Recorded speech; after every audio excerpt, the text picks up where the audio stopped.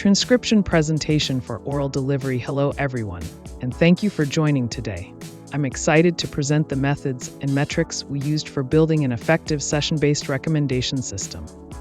Let's begin by breaking down our approach into three main methodologies.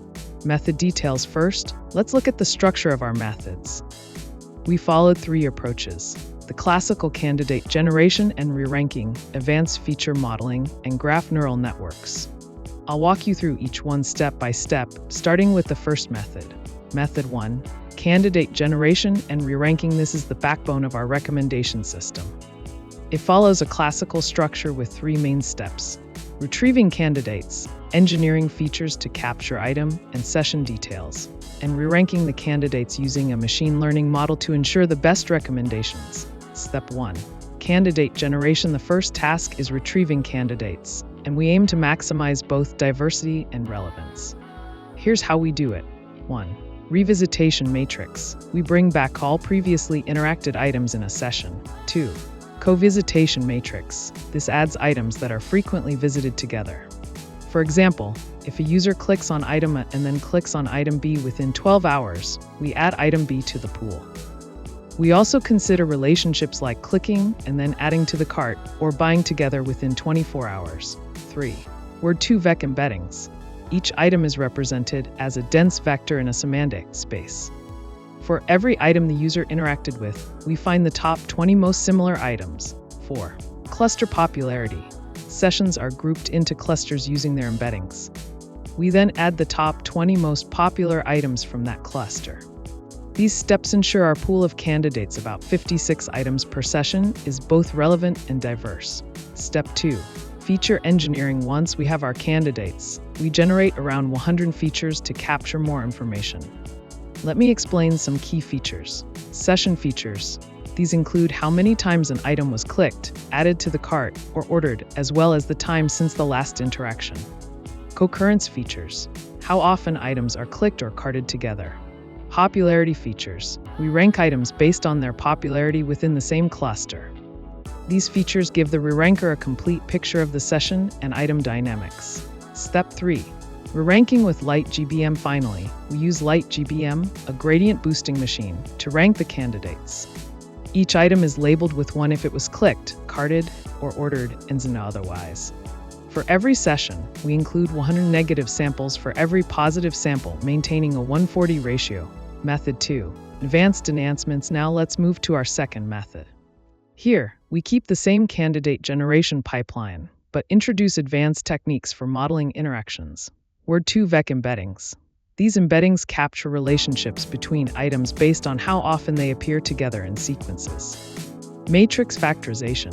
We train models to learn item and user embeddings using historical data, ensuring similar items or sessions are grouped. Collaborative filtering.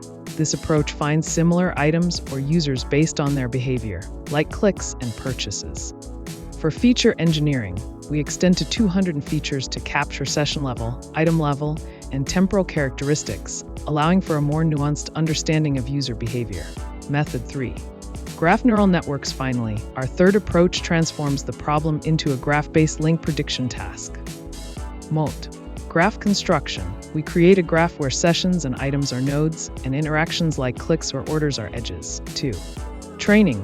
The model learns embeddings for both nodes and edges, predicting the likelihood of future links or interactions. 3. Prediction. The graph predicts items the user is most likely to interact with next. This method is powerful for capturing complex relationships between sessions and items, especially in multi-objective tasks like ours. Evaluation metrics. Now, how do we measure success? We use recall at 20 as our main metric. This evaluates the percentage of relevant items included in the top 20 recommendations. To calculate the final score, we weight the recalls for clicks, carts, and orders as follows: \text score equals 0.10 times text recall text clicks plus 0.30 times text recall text carts plus 0.60 times text recall text orders sure.